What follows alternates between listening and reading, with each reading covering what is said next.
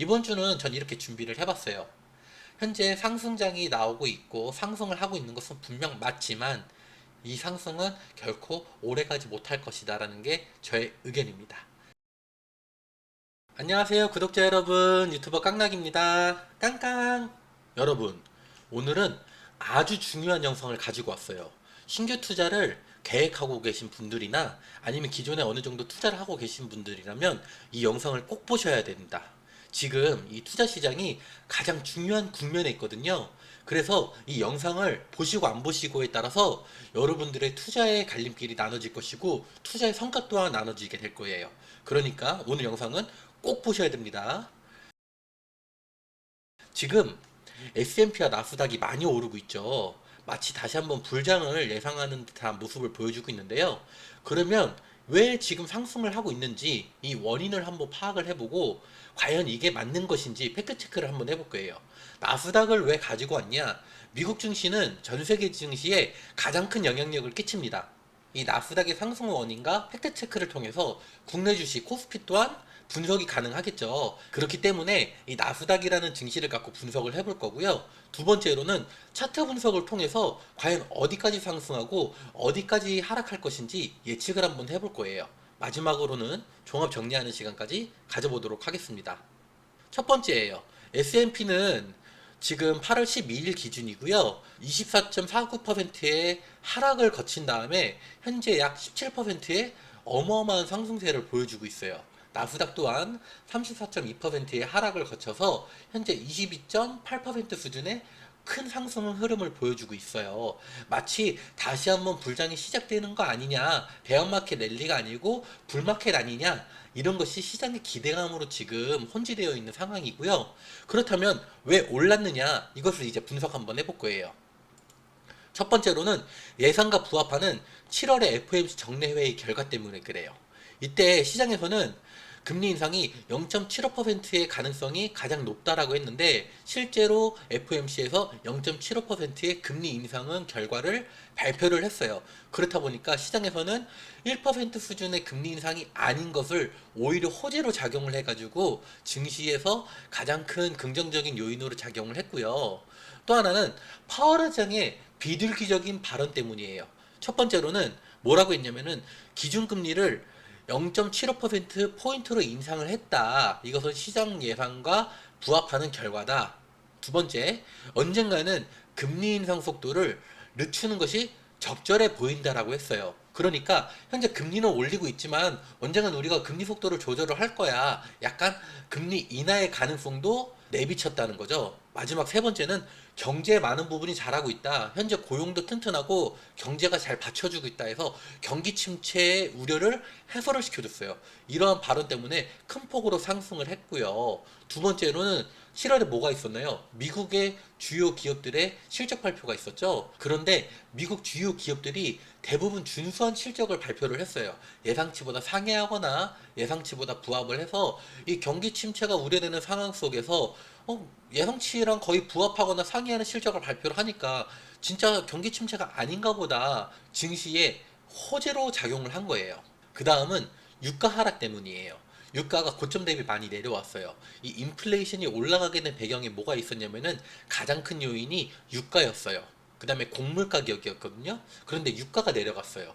그럼 어떻게 됐습니까? 인플레이션을 가중시키는 요인이 수그러드는 거죠. 그래서 증시에서는 호재로 작용을 했고 또 하나는 우크라이나가 곡물 수출을 재개를 하면서 곡물 가격이 큰 폭으로 하락을 했습니다. 좀 전에 말씀드린 것과 같이 인플레이션의 가장 큰 요인이 뭐였어요? 유가와 곡물 가격. 그런데 유가도 떨어졌고 곡물 가격도 떨어졌죠. 그러면 뭐가 되겠어요? 인플레이션이 꺾이겠구나. 더 이상 인플레이션은 오르지 않겠구나. 그러면은 금리 인상도 덜 하겠구나. 라는 이제 시장의 반응이 겹쳐지면서 증시가 큰 폭으로 상승을 하게 된 겁니다. 그 다음, 요번에 7월에 발표한 게 있었죠. 뭐가 있었나요? 미국 CPI 발표. 소비자 물가지수가 발표가 됐어요. 소비자 물가지수는 두 개가 있습니다. 일반 소비자 물가지수와 근원 소비자 물가지수가 있어요. 이 근원 소비자 물가지수는 뭐냐면은 외부 시장에 충격을 쉽게 받을 수 있는 곡물이나 에너지를 제외한 가격이에요. 소비자 물가지수를 보면은 이전에는 9.1%의 물가 상승률이 있었고 요번에는 유가가 좀 떨어지고 곡물 가격 떨어졌으니까 한 8.7% 정도 되지 않겠느냐라고 했는데 오히려 8.7%보다 낮은 8.5%의 인플레이션 통계가 나와줬어요. 그렇다 보니까 시장에서는 예상치보다 더 많이 떨어졌다. 인플레이션이 잡히고 있는 거 아니냐라는 것이 지금 시장의 지배적인 반응이고요. 그다음 근원 소비자 물가 지수를 보시면은 이전에는 5.9%였는데 요번 예측은 6.1% 정도였어요. 오히려 근원 소비자 물가 지수는 전월 대비 좀 오르겠구나 싶었는데 이전과 동일한 수치를 나왔어요. 그러다 보니까 어떻게 됐어요? 소비자 물가 지수와 근원 소비자 물가 지수가 모두 예측치보다 낮게 나오면서 시장에 큰 기대감을 불러일으킨 거예요. 그런데 우리가 놓쳐서 안 되는 부분이 있어요. 이 소비자 물가 지수 8.5%, 근원 소비자 물가 지수 5.9%도 정말 높은 수치예요. 이게 예측치보다 낮아졌다고, 전월 대비보다 낮아졌다고 좋아하시면 결코 안 됩니다. 더 낮아져야 돼요. 지금 이 숫자로는 아직 인플레이션이 잡히고 있다라고 보기에는 너무 섣부르다는 거예요. 물론 인플레이션이 갈수록 내려갈 거예요. 하지만 더 낮아져야 된다는 부분. 지금 이것이 시장에 너무 큰 호재로 반영하고 있다는 것은 정말 큰 리스크가 될 수 있다는 부분. 이것을 말씀드리고 싶어요. 그러면 팩트 체크를 해보겠습니다. 과연 이 상승이 정말 맞는 것이냐? 첫 번째, 저는 그렇지 않다고 보는 요인에서 첫 번째로는 아직 끝나지 않은 금리 인상이다. 현재 연준 이사들도 뭐라 하면 너무 시장이 큰 반응을 하고 있다. 우리 금리 인상 아직 끝나지 않았다. 계속 올릴 거다. 언제까지? 물가가 잡힐 때까지. 연준에서 말하는 인플레이션 잡히는 수준은 2% 수준이에요. 그렇다면은 최소 3%에서 4% 수준 밑으로는 떨어져야 그 다음부터 연준에서도 이제 금리 인상의 속도를 우리가 조절을 하겠다. 금리 인하를 하겠다. 라는 이제 반응을 보일 수 있다는 거죠. 그래서 아직은 너무 섣부른 판단은 아니겠느냐. 증시가 불장으로 가는 것이 저는 이런 생각을 갖고 있고요. 두 번째, 시장 원리를 잘못 이해한 투자 접근 방식이다. 현재 미국 연준은 인플레이션을 어떻게 해서든 잡으려고 하고 있어요. 그리고 이제는 풀었던 유동성을 계속 회수하려고 지금 노력을 하고 있고요. 연준에서 푸는 돈도 지금 급격하게 감소하고 있습니다. 미국에서 돈을 덜 풀면요, 증시가 그만큼 덜 올라요. 왜냐면은 시장에 풀리는 돈이 적어지기 때문이죠. 또 하나는 미국 주요 기업들이 인력 감축을 지금 대대적으로 하고 있습니다. 기업들이 인력 감축을 하는 이유는 뭐가 있을까요? 실적이 덜 나올 것 같으니까. 실적이 안 좋을 것 같으니까 인력을 줄이면서 인건비를 줄이는 거죠. 인건비를 줄임으로 인해서 혹여나 실적이 안 좋더라도 영업이익을 방어하려는 목적이에요. 실적이 낮아지는데 기존 인력들을 그대로 가져갈 순 없잖아요.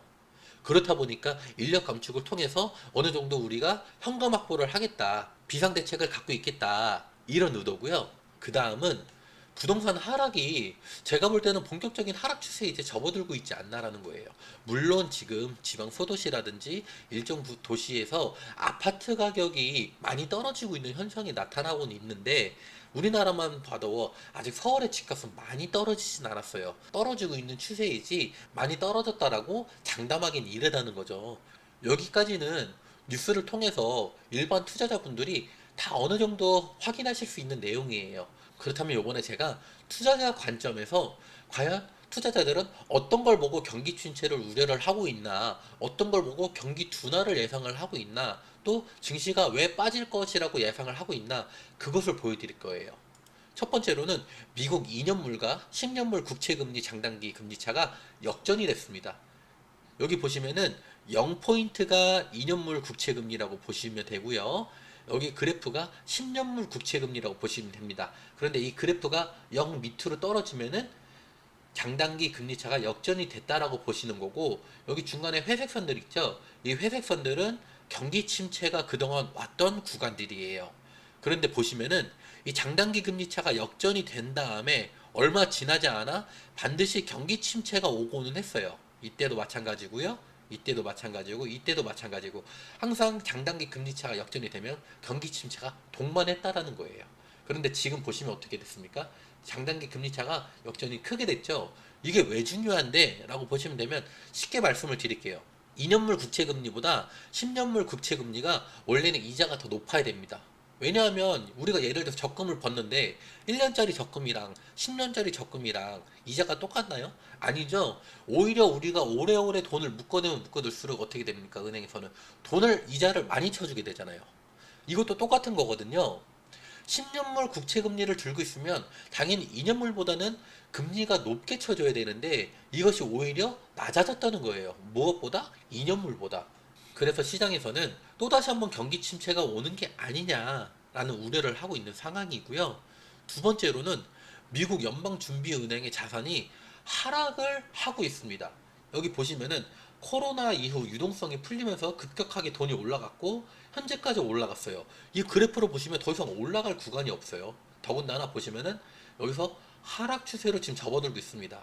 이 하락 추세를 왜 접어들고 있냐면은 미국 연준에서 돈을 너무 많이 풀었다 보니까 어떻게 됐습니까? 인플레이션이 상승을 했죠. 그런데 연준에서 인플레이션을 잡기 위해서 제가 뭘 해야 된다 그랬죠? 유동성을 회수를 해야 된다 그랬어요. 그동안 시장에 돈을 풀었던 걸 돈을 회수를 하고 이제는 예전만큼 돈을 풀지 않아야 된다고 했어요. 지금 현재 그 상황이 나타나고 있고요. 이렇게 돈을 풀지 않으면은 아무래도 증시에는 좋지 않은 영향이 있겠죠. 그러면 차트 분석을 한번 넘어가 볼 거예요. 저는 요번에 그냥 간략하게 5가지만 준비를 했고요. 추세선, 저항선, 지지선, 상승 채널, RSI를 준비를 해봤어요. 저항선과 지지선의 역할을 먼저 이해하고 가셔야 되는데 저항선이 돌파가 되면은 나중에 지지선의 역할을 하고요. 지지선이 깨지면 나중에 저항선의 역할이 된다. 이렇게만 봐주셨으면 좋겠어요. 첫 번째, 이 추세선을 어떻게 그리냐면은 현재 나스닥이 하락하고 있는 추세였죠. 그렇다 보니까 이전 상승장에서의 고점을 연결을 하고요. 선을 여기다 먼저 찍어주고 그 다음에 이 하락장 속에서의 고점을 연결을 시켜줍니다. 이 연결을 시켜주는 것이 바로 하락 추세선이 되겠습니다. 다음은 저항선인데요. 저는 총 3개의 저항선을 그려봤어요. 첫 번째 13,570불 부근, 두 번째 14,100불, 세 번째 14,385불로 그렸어요. 다음은 지지선을 볼 거예요.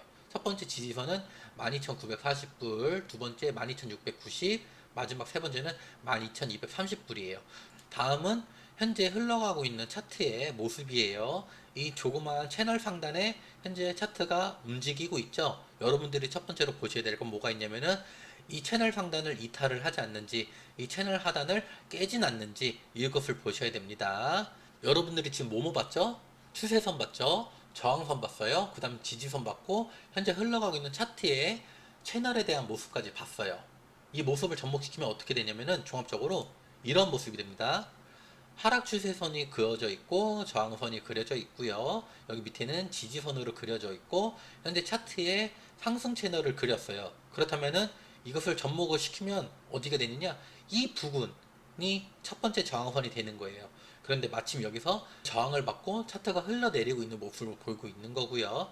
마지막으로 제가 설명 안 드린 게 있어요. 뭐냐면 RSI예요. 이 RSI는 과매수 과매도를 나타내는데요. 여기 위로 올라갈수록 과매수 영역, 밑으로 내려갈수록 과매도 영역이에요. 이 RSI는 보조 지표이기 때문에 너무 맹신을 하시면 안 돼요. 차트 분석을 하시면서 이 RSI 보조 지표를 참고를 하셔가지고 현재 흐름이 차트가 이렇게 흘러가고 있는데 RSI는 지금 어느 순간에 와 있구나, 어디에 있구나, 그렇다면 정말 어떻게 될 확률이 높아지겠네? 이렇게 보조 지표로만 삼으셔야지 이 RSI가 무조건 과매수로 갔다 그래서 과매도로 갔다 그래서 하락하거나 상승하지는 않을 거라는 거예요. 과매수로 가도 한동안 더 과매수로 갈 수도 있고요. 과매도로 가도 더 한동안 과매도로 갈 수가 있어요. 그렇다 보니까 여러분들은 이것은 그냥 보조 지표로 삼으시고 가장 중요한 거는 이 수평 저항선과 지지선이 가장 중요하다. 그리고 차트 분석은 결코 쉬운 게 아니니까 꾸준하게 공부를 하셔야 된다. 요것만 알고 가셔주셨으면 좋겠습니다. 다음은 종합정리인데요. 여러분 어디서 많이 본 내용 아닌가요? 바로 깡나기 지표예요. 이번 주도 이 지표를 통해서 바닥인지 바닥이 아닌지 한번 보자고요. 첫 번째, 곡물 가격 안정됐죠. 두 번째, 원유가가 많이 하락했어요. 저는 물론 원유 증산에 따른 유가 하락을 봐야 된다고 했지만 어찌됐건 유가 하락을 했으니 동그라미로 치자고요. 그 다음에 전월대비 물가가 하락을 했어요. 저는 더 내려가야 된다고 보는데 뭐 어찌됐건 이것도 결과론적으로 물가가 조금이라도 잡혔으니까 동그라미 치자고요. 그 다음에 러시아 전쟁 아직 안 끝났죠. 미국 연준에서 금리 인하한다는 내용 없어요. 부동산 하락 아직 안 끝났어요. 달러 인덱스가 100 이하로 아직 떨어지지도 않았어요. 이것은 애매하긴 한데 아직 뭐 공급망 해소 뭐 이런 물류나 내용이 요즘에 딱히 없으니까 이것도 동그라미로 치고 넘어가자고요. 그다음에 바닥이 아닐 전제 조건인데 쌀 가격 폭등 안 했죠. 러시아가 원유 보복하고 있고요. 이번 8월에 뭐가 있었냐면은 오펙 플러스 회의가 있었는데 원유 중산을 한다고는 했지만 거의 안 하는 수준이에요. 진짜로 미비하게 얘기를 했거든요. 그렇다 보니까 이것도 동그라미예요. 그다음에 물가 하락을 요번에 했죠. 근데 저는 그게 소비 위축으로 보기 때문에 이것도 동그라미. 그다음에 새로운 지정 같은 리스크, 뭐 중국이 대만 침공 여부, 뭐 다른 데서 지역 분쟁 같은 거 지금 현재 진행 중이기 때문에 세모. 그다음에 금리 인상에 따른 부작용 현재 발생하고 있죠. 신흥국도 디폴트 발생하고 있거나 일부 국가들은 IMF로부터 구제금융 받고 있습니다. 그다음에 아직 다행히 실업률이 8% 이상은 아니기 때문에 이것은 X. 그 다음에 위협적인 신규 바이러스 발생을 했죠. 그 다음에 이자 상환 불능에 따라서 현재 뭐 경제가 붕괴된다 이런 뉴스는 없으니까 X를 쳐보자고요. 그래서 종합적으로 보시면 어때요? 바닥인 것 같기도 하고 바닥이 아닌 것 같기도 하죠. 참 애매한 상황이에요. 그런데 이번 주는 뭐가 있냐면은 악재보다는 호재성이 많았어요. 우크라이나 곡물 수출을 만회하고 있다. 그 다음에 인플레이션이 둔화가 됐다. 이런 호재성 기사가 많으면서 이번 주는 아무래도 이쪽으로 좀 더 영향을 많이 받았다. 그렇다 보니까 증시가 많이 오른 게 아니냐라고 이제 결론적인 내용을 해볼 수 있고요. 8월 셋째 주 주요하게 보셔야 되는 내용 중에서 여러분들은 17일을 가장 중요하게 보시면 됩니다. 이때 두 개를 보시면 되는데 첫 번째 7월 FOMC 의사록을 보시면 되고요. 두 번째는 미국 6월 기업 재고를 보시면 됩니다. 이 기업 재고를 왜 보셔야 되냐면은 기업이 재고가 많아지면 많아질수록 어떻게 돼요? 경기가 안 좋다는 거예요. 왜냐면은 그만큼 수요가 안 나오고 있다는 거거든요. 수요가 감소하면 어떻게 되겠어요? 기업들의 실적도 안 좋아지겠죠. 그렇다 보니까 현재 재고가 얼마나 쌓이고 있는지 그것을 중요하게 보시면 됩니다. 마지막 한 줄 요약. 곧 거대한 태풍이 몰아칠 것이고 지금은 태풍의 눈 아래 있는 것이다. 경기 또는 경기 침체의 가능성은 갈수록 높아지고 있고요. 지금은 작은 희소식에도 시장은 크게 받아들이고 있습니다. 경기 침체가 오지 않더라도 경기 둔화는 피할 수 없는 상황이고요. 이런 상황에서 상승장은 결코 오래가지 못합니다. 투자 중에서 가장 늦게 하락하고 가장 많은 금액이 필요로 하는 투자가 부동산이에요.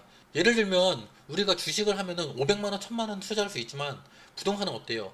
몇천 몇 억이 기본이죠. 그렇다 보니까 가장 많은 돈이 들어가기 때문에 가장 무거워서 하락을 해도 가장 늦게 하락을 한다. 이렇게 보시면 되고요.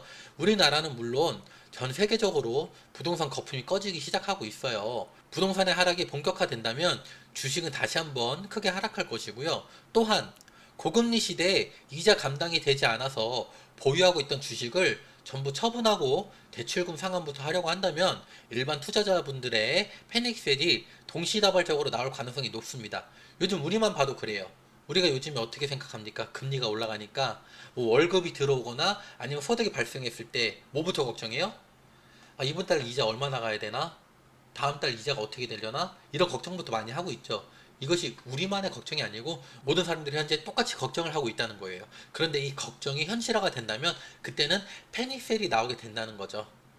부동산의 하락의 절정과 주식시장의 커피출레이션이 발생할 시점이 바닥인데 그 시기가 곧 찾아올 확률이 높다고 보고 있고요. 나스닥은 세계 증시에 큰 영향을 주고 있으며 모든 증시 중에서 미국 증시가 가장 거품이 많이 껴있어요. 우리만 하더라도 어때요?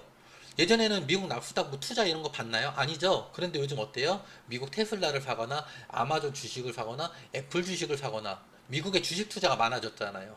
그만큼 세계의 돈이 미국에 많이 흘러감으로써 미국 증시가 거대하게 거품이 많이 껴있는 상황이다. 이렇게 봐주시면 되고요. 분명 명심하자. 거품은 언젠간 꺼지고 시장의 포모 현상이 다시 발생하고 있는 지금이 정말 조심해야 하는 순간이다. 태풍의 눈에서는 고요하고 하늘이 맑아요. 하지만 좀 더 멀리 바라보면 엄청난 태풍이 오고 있다는 사실을 잊지 말아야 한다. 이번 주는 전 이렇게 준비를 해봤어요. 현재 상승장이 나오고 있고 상승을 하고 있는 것은 분명 맞지만 이 상승은 결코 오래가지 못할 것이다 라는 게 저의 의견입니다. 여러분 오늘 영상은 여기까지 준비를 해봤고요. 다음에도 좋은 영상으로 찾아뵙겠습니다. 영상 마음에 드셨다면 구독, 좋아요, 알람 설정 부탁드립니다. 여러분 감사합니다.